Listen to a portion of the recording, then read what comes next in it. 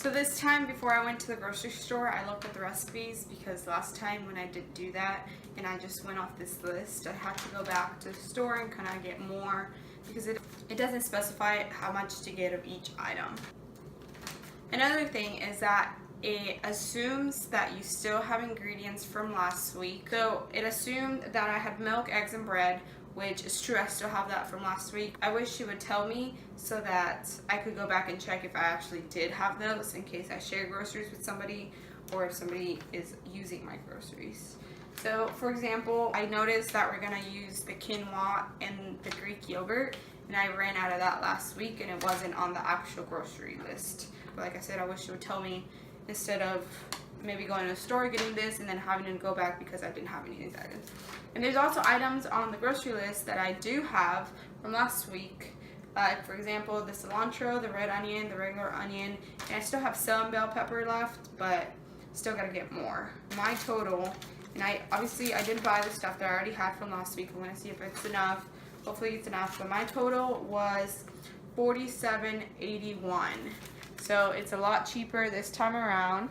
On the grocery list, it says to get a pack of this matcha powder, and so I just transferred all of my little baggies into this little container, and so I don't know what a pack is, so hopefully this is enough, and this seems like a little bit.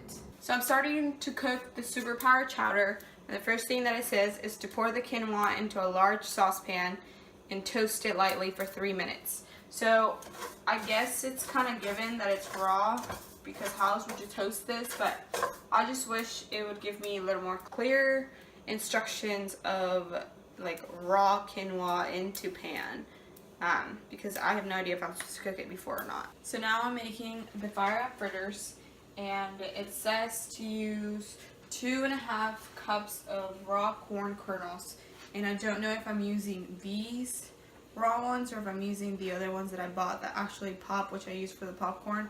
Pretty sure it's this, but I just wish it was a little more clear on which corn to use because it was on the grocery list. It says to buy both. It's like, here's the pudding.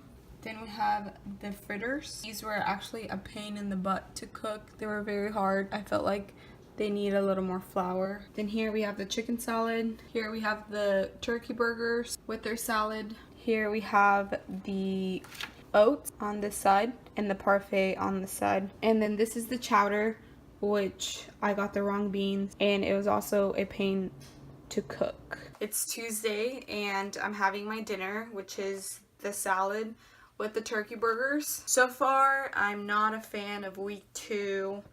The food, I don't like it as much as I did in week 1.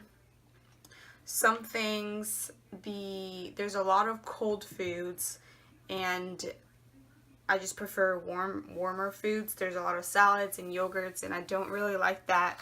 The matcha pudding was actually so bad I couldn't even finish it. I just didn't like the texture, didn't like the flavor. So far there's just a lot of yogurt. For the Monday for breakfast we had the Nutty Nada bowl, and this was on week 1 too. That's basically yogurt granola. This morning the breakfast was parfait, which is the same thing.